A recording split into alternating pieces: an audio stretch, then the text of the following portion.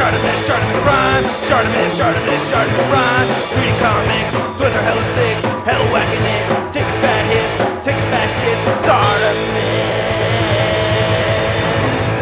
Subscribe for Looking poison butt. Hey, what's up you guys? ShartimusPrime here doing another Marvel Legends action figure review on the Marvel Legends Monster Venom Build-A-Figure Wave Spider-Ham. If you're trying to pick up this set, you can order it right now. Big. Get your big badass toys at BigBadToyStore.com. Click the link in the description below. So we finally have a Marvel Legends Spider-Ham. I didn't think this was going to actually happen. I remember Lou Thug requesting this many years ago. So it's actually here now. And then we can see Spider-Ham right over here. And then on the very back, you can see Spider-Ham right there. There's a read-up over here. If you want to read it, go ahead and pause it now. There's the other figures from the wave. And then you can see Spider-Ham right there. And then we get the spot varnished spider logo right there on the very top. Not much more at the bottom. So let's get to it and crack this thing open.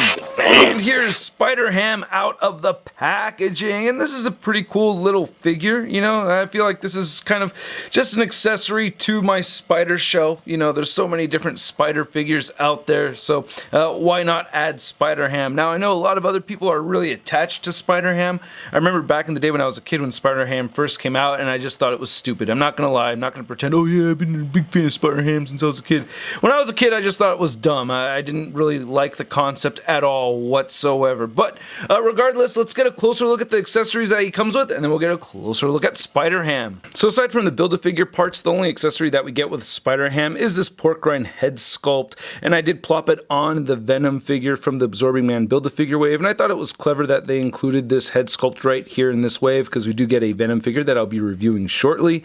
I am not familiar with this character. I read up that he went to Toon U to learn all his fighting skills, and he's from the Aniverse that's full of talking animals, and he's from Austria, and he was sent to the US by Negative Forbushman to fight Spider-Ham, where at the time Spider-Ham had teamed up with the characters Milk and Cookies. I mean, you could see how absurd this whole thing is. So anyway, looking at the head sculpt itself, it looks pretty good. I actually, you know, think they did a great job. Oh, a little bit of paint splotch right there. I didn't notice that earlier, dang it. But anyway, aside from that, I think it looks pretty neat.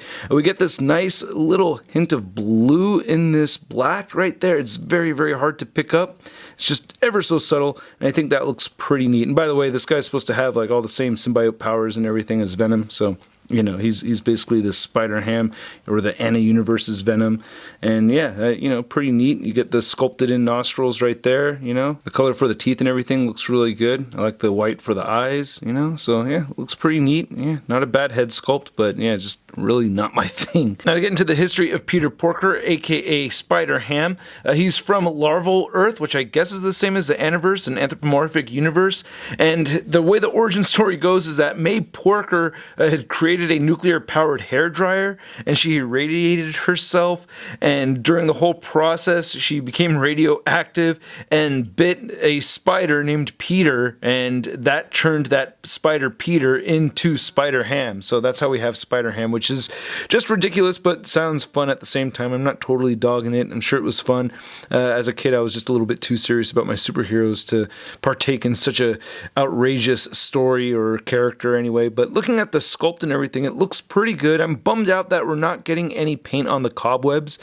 I like that they're sculpted there, but I would have really liked to see some black paint for that cobweb pattern, especially because some of the marbling in the plastic kind of interferes with it just a little bit, as you can see right here. So that would have been good to see. But, you know, for the most part, the sculpting does look pretty good. You know, and the paint that we do have looks pretty clean. And then we get the spider logo right there. Oh, as I say, it looks clean. We get a little splotch, but it's not that bad. I mean, there's not a whole lot to ask for either. We get the whipping side right here on the right hand, and then just an open hand right there. And then the feet look pretty good. And he does have peg holes at the bottom of his feet. And yeah, you know, I shouldn't complain about this figure at all in any kind of way. This could have been a Build-A-Figure, right? No, oh God, could you imagine? Oh wait, I don't need to imagine. We had a Rocket Raccoon and Hit Monkeys for Build-A-Figures. Now for the Spider-Ham articulation, you can't, well, I just tilted the whole body back, but just moving the head, you can see that, yeah, you'll look up just that far and down that much. It's on a ball joint, so it'll turn side to side and it'll pivot a little bit. Shoulders move outward that far and can move all the way down and rotate 360. You get a swivel at the elbow and a single jointed elbow bend as well, and then both wrists swivel side to side.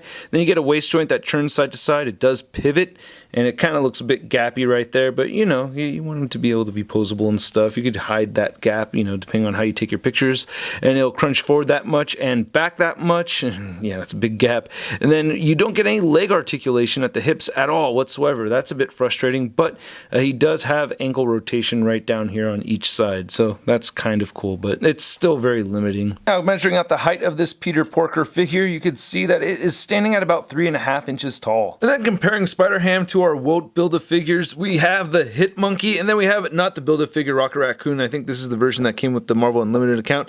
And I'm calling these Woat Build-A-Figures weakest of all time, not just because they're bad figures, and they're not bad figures, you know, they're good, but for Build-A-Figures, terrible! And then here's Spider-Ham next to some other Spider-Verse characters. We have the Miles Morales Spider-Man, the new Scarlet Spider figure, then we have a Spider-Bitch, we have Spider-Punk, the Spider Build-A-Figure, and then Spider-Woman. Then here's Spider-Ham next to the only other two figures from this wave that I've already reviewed. We have Typhoid Mary and Poison, and expect at least one paired review throughout this wave. That should be coming soon. And then here's Spider-Ham next to your average 6-inch scale figure. We have the Marvel Legends Big Time Letdown Spider-Man. Hey, brother? Dinner? Woo! So I gotta thank you guys for watching my video. I really appreciate it when you guys join me with these toy reviews, and if you like this video, please hit that like button, and please leave a comment letting me know what you think of the figure, and let me know what you think of the review, and please hit that subscribe button as well as the notification bell. This figure is a cool accessory to add to my Spider-Man shelf, but not that much more to me. I mean, I just don't really have an attachment to this character. I know a lot of people do though, and I gotta say rest in peace, Lou Thug. I'll never forget you, brother. You know, I remember he wanted a Spider-Ham so bad, so yeah, I had to give a little, you know, a shout out, you know, to Lou Thug and everything, because I know he really wanted this, and yeah, he can't see this happen right now, but it's awesome that it's here, because I know there's a lot of people that are a fan of the character, but for me personally, I'm not really attached to it, and as a figure, I find it very hard to get him into any kind of Spidey pose. I mean, like, this is the best Spidey pose I can get this figure in, and just the fact that I can't move the legs at all makes me feel like it's just really difficult to get him into any kind of cool poses, and the character is supposed to get into cool Spidey poses, so that is a bit unfortunate. Thus, I'm giving this a stud rating of... I'll wait for the Black Friday sale. And again, I would like to know what you guys think, so please let me know in the comments section below. If you want to see a photo gallery of images, you'll find it over at marvelousnews.com and ShartimusPrime.net, and don't forget to follow me on the social media, on the Facebook, Twitter, Instagram, and Twitch, and I'll catch you guys later. Peace!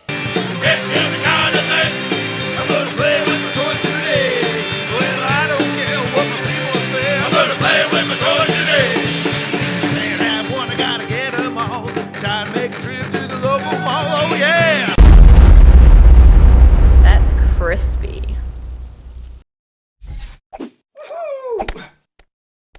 Hey, new ShartimusPrime videos. Hey, you should click one. Yeah, click on one of them. Or subscribe if you haven't.